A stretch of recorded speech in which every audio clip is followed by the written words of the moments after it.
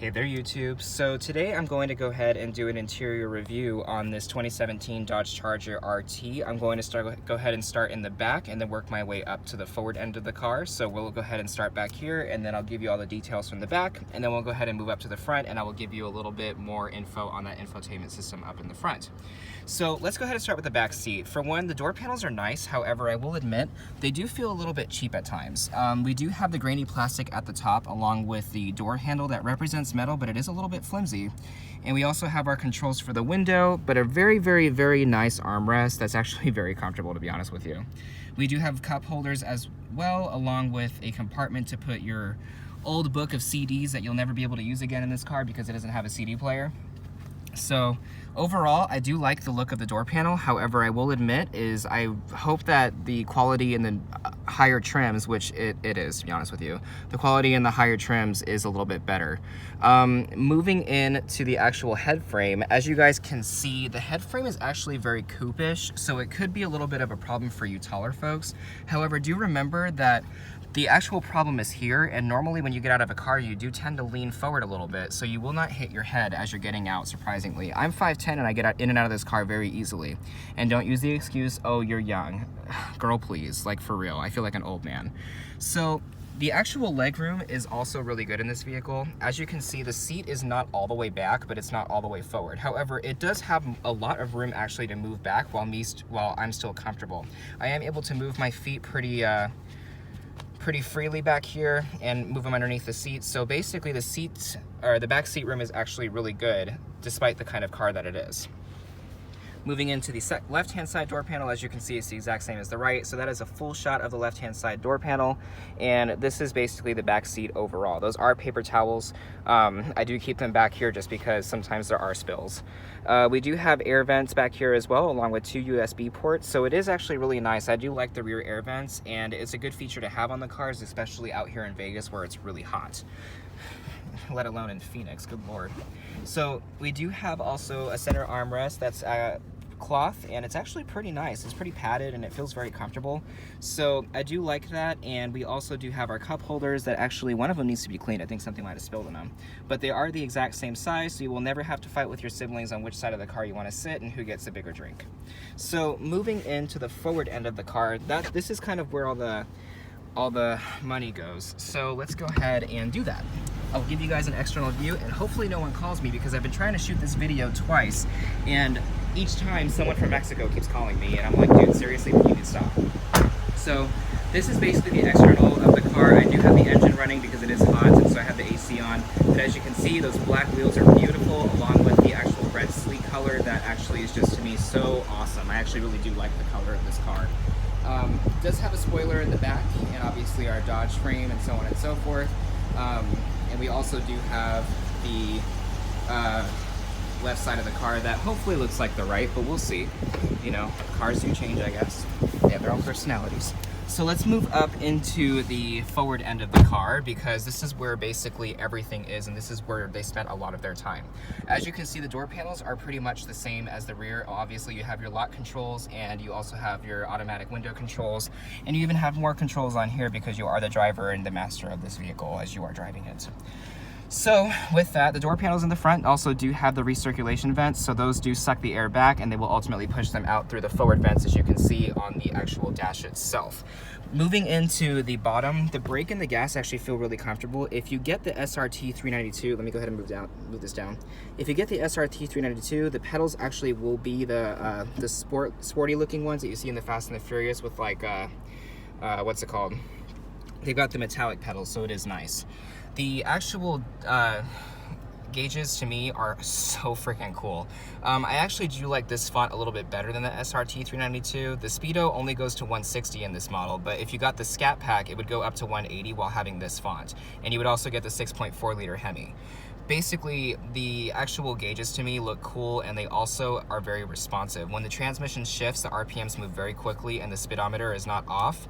A lot of times when you have a GPS or when you have like a GPS, for example, the speedo and the actual digital speedometer will be off. These ones are actually synchronized pretty well.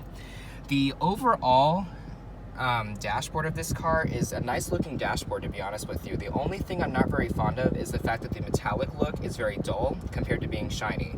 To me, I'm a little bit more of a shiny guy, but at the same time I see why they did this, because it fits well with the black dashboard.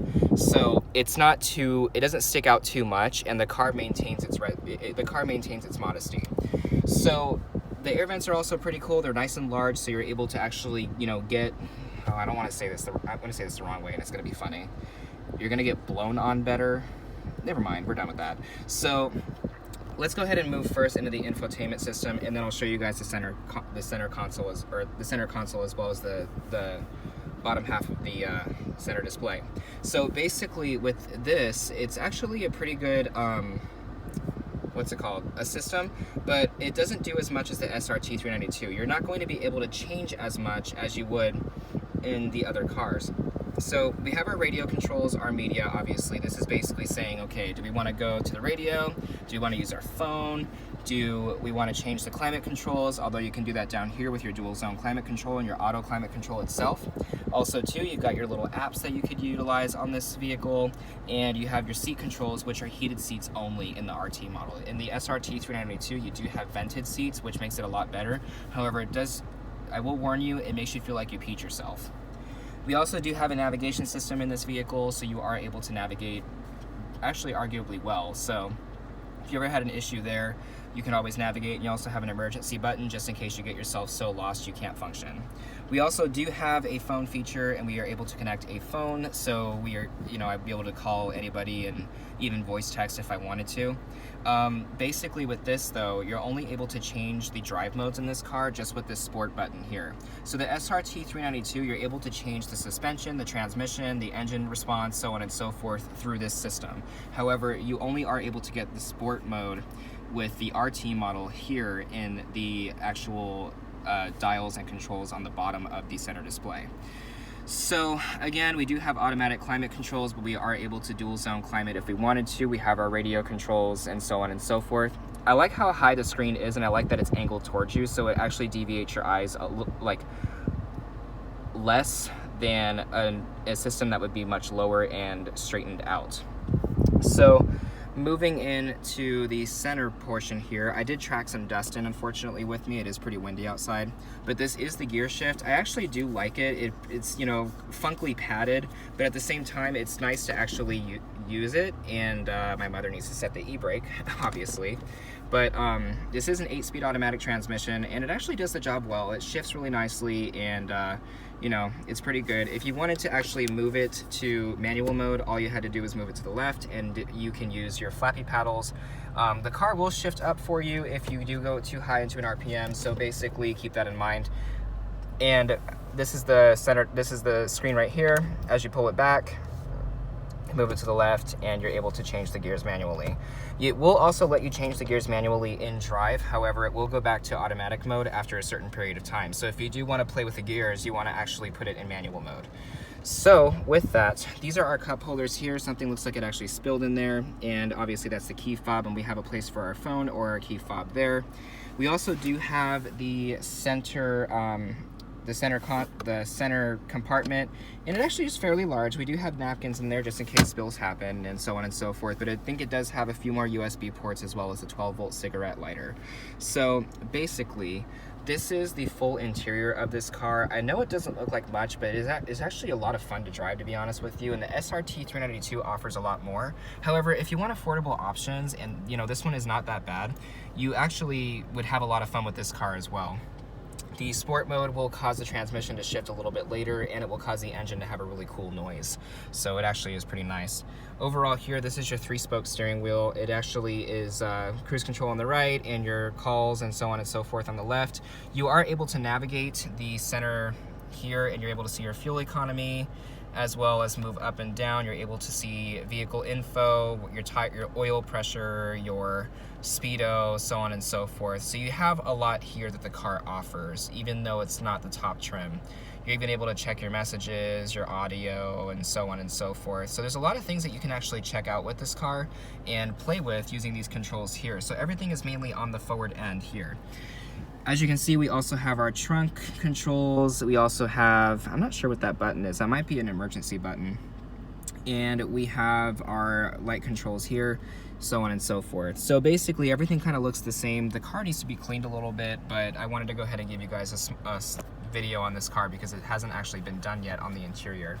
So if anybody does have any questions, by all means let me know. I will go ahead and catch you guys later. Please be safe, and I will catch you soon. Have a good one.